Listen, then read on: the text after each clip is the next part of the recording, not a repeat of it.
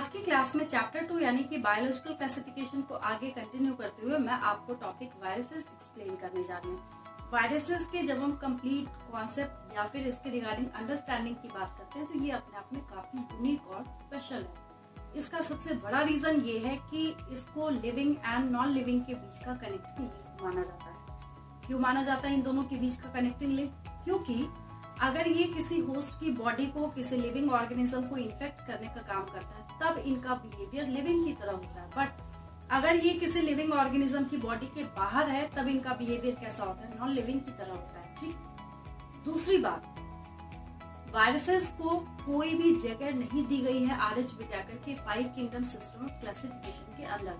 आपने total 5 kingdoms की पढ़ाई कर ली है, which are monera, protista, fungi, plantae, animalia. But किसी भी किंगडम के अंदर आपने वायरस ना तो एग्जाम्पल में लिखा होगा, ना आपने कहीं पे सुना है, ना आपने कहीं पे पढ़ा है। ठीक है, क्योंकि इनको सेलुलर या नॉन सेलुलर फॉर्म या नॉन सेलुलर ऑर्गेनिज्म माना जाता है। ठीक है, तो कुछ पॉइंट्स जो आपने अभी तक समझे हैं। Viruses didn't find a place in classification.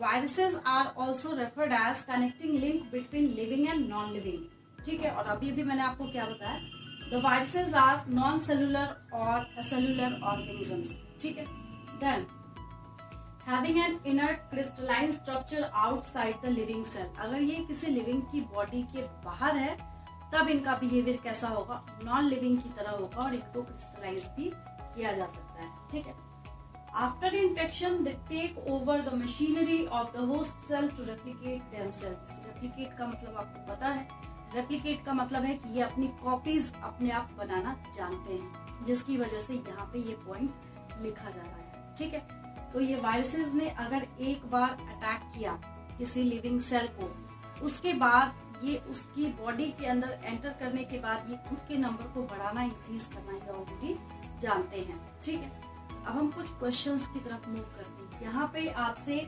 MW विजर्नी का नेम बहुत ज्यादा पूछा जाता है, जिन्होंने 1898 में एक स्टेटमेंट दिया था। स्टेटमेंट भी बोला जा सकता है या फिर इसको एक इम्पोर्टेंट फ्रेज भी बोला जाता है, which is referred as contagium vivum fluidum. इसका मतलब क्या होता है? Infectious living fluid. क्या मतलब होता है? Infectious living fluid. अब ये क्वेश्चन अराइज होता है कि व्हाई, ऐसा इन्होंने क्यों बोला? कुछ बोला है तो उसके पीछे कुछ ना कुछ क्या होगा, यहाँ पे रीजन होगा। ठीक है, तो इसका सबसे बड़ा रीजन ये है कि इन्होंने एक इन्फेक्टेड टोबैको प्लांट को जब देखा तो उसके एक्सट्रैक्ट को जब हेल्दी प्लांट के ऊपर इंट्रोड्यूस कराया तो उसने हेल्दी प्लांट को भी इन्फेक्ट करने का काम किया और हेल्दी प्लांट में भी इन्फेक्शन कॉज करने का काम किया, जिसकी वजह से इसको क्या बोला जाता है? इसको बोला जाता है कि ये क्या है? इन्फेक्शियस लिविंग फ्लूड है। कौन? वायरसेस।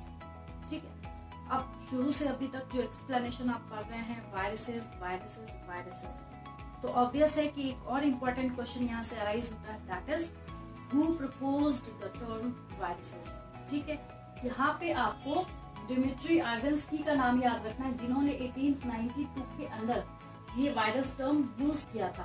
इसका रीजन ये है, वायरस का मतलब होता है वेनम और पॉइजनस फ्रूट। ठीक है, इन्होंने ये रिकॉग्नाइज किया, he recognised certain microbes as causal organism of the mosaic disease of tobacco. आपने क्या बोला यहाँ पे? आप यहाँ पे बोल रहे हैं TMV, टोबैको मोजाइक वायरस, यानी ऐसा वायरस जो टोबैको के अंदर मोजाइक डिजीज कॉज करने का काम करता है। आसान हो गया। ठीक है, अब ये वायरस कैसा होता है? इसके पास एक RNA है और जो इसका प्रोटीनेशियस यूनिट है that is referred as capsid. इसके प्रोटीनेशियस यूनिट को हम लोग क्या बोलते हैं? कैप्सिड बोलते हैं। और कैप्सिड जो कंप्लीट यहाँ पे प्रोटीनेशियस यूनिट है, उसके जो सब यूनिट्स है वहां पे, मतलब यहाँ पे कैप्सिड को बनाने का काम जो यूनिट्स कर रहे हैं, इनको हम लोग कैप्सोमियर बोलते हैं। क्या बोलते हैं? कैप्सोमियर बोलते हैं। ठीक है, अब हम लोग यहाँ पे बात करते हैं कि इनको क्रिस्टलाइज भी किया जा सकता है। ये WM स्टैनले ने 1935 में क्या किया था?